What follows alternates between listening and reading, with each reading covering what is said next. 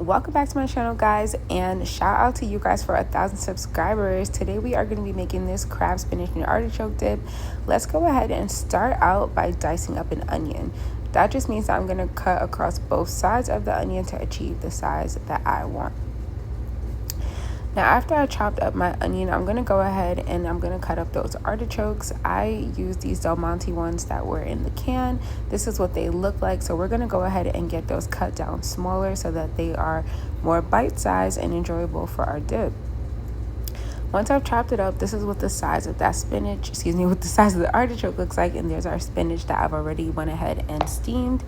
And then I'm going to go ahead and get a bar of Philadelphia cream cheese cut in half. There is me making a mistake trying to show y'all the crab we're using, and so I just used some claw meat crab. You guys can use whatever crab you prefer, but I'm always going to go ahead and just use a special or claw meat crab for this because it's going to get all mixed into the dip. So I mean, feel free to use lump if that's what you want to do, but this is what I did.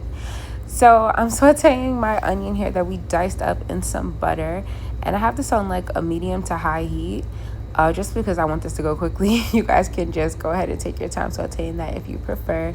And then after I got my onion a little translucent, I'm going to go ahead in with some flour, and I'm just going to go ahead and dump the whole thing in there. That's about 2 tablespoons of flour, and I want this to thicken up just a little bit. You can kind of think of a roux, but we're not exactly going to brown it. So once our flour gets a little thickened up, I went ahead and I added some heavy cream, which is what we see we have in our skillet here now. I went ahead with a little garlic paste. I put about 3 drops of that in. You can use minced garlic if that's what you have on hand. That's fine. If you don't have either, you can use garlic powder. So I went in with the garlic, and then after I mixed that up, you'll see the heavy cream is beginning to thicken, and at that point I'm going to go ahead and I'm going to add that Philadelphia cream cheese in. Now, I made a mistake trying to break that up with my whisk, so don't be like me, but go ahead then and just get your heavy cream and your cream cheese combined together. So now that we've got that together, we're gonna go ahead and add those veggies in. So that's once more our artichokes and our chopped spinach. And this here, I'm just gonna kind of speed up a little bit, guys, because you literally are just gonna be mixing this until you get it well combined. You're gonna have to mix this quite a bit just because, like, the spinach, if you've ever mixed this chopped spinach into anything, you know it like clumps up. So you're really just gonna take your time here, fold it in so that it's all thoroughly mixed. Like, it may look like a lot of sauce right now, or a lot of cheese or cream mixture, whatever you want to refer to it as, but if you just keep on mixing, trust the process, you'll get there. So that's what our crab looks like. I'm going to go ahead and take those full pieces of crab and put them off to the side. We're going to use those, but I am going to go ahead and just use more of that already minced crab that's in the can and add that into our mixture. I used the majority of that can, maybe a little more than half. I'll show you guys what I have left over in a minute. After I got my crab poured into my pan, I'm going to season that up with some Old Bay and then some no salt Tony's. If you have the regular one, just go ahead and use it, but be mindful that there is salt in that. I always use no salt for that purpose. I'm using a little ground nutmeg there, not too much, guys, just a couple shakes, like I think half a teaspoon or so will do it for you. You just want to offset the flavors in this. So I'm gonna go ahead and get that all mixed in. And once more, guys, there's nothing really special to this part. You're just mixing this in. Take your time and get that combined, just because it is a creamy mixture, so the more patience, the better it's going to be. So I'm going to go ahead now and I'm going to add in this cheese mix that I have. I have some provolone and mozzarella blend. You can just use mozzarella if that's what you have on hand. If you have a Hive cheese Italian, that works as well. I'm just going to go ahead and add cheese until I'm satisfied. I used about 2 cups of cheese in total. So I'm finishing up that provolone and mozzarella blend, and I am just going to go ahead and finish up the amount of cheese I wanted with mozzarella.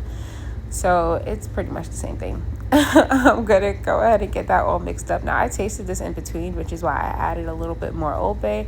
You guys will want to go ahead and give your dip a taste before you put it in the oven. Make sure that it's salted to your liking. I added just a little bit more Old Bay. I didn't need any more salt. And then I'm just gonna top it off with a little bit more mozzarella cheese. Now I'm making a bit of like, you could say like a little hole in the center there, and I'm just gonna go ahead and re-add that crab from the top of our can, those full pieces, right to the top. Just for presentation, you guys can just cover it with cheese if that's what you would prefer. I swear by that smoked paprika. Oh my God, Trader Joe's really has something on their hands with that. It's so freaking good.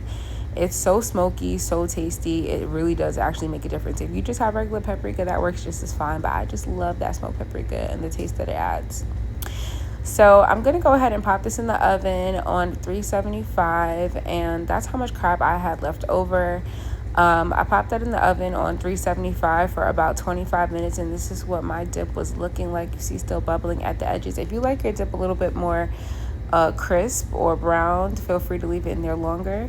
I warmed up my chips in the oven as well, and then I am just digging right in. The rest of this video is just me torturing you guys and eating this dip. Like I could not be stopped. Once I dug in, it was over.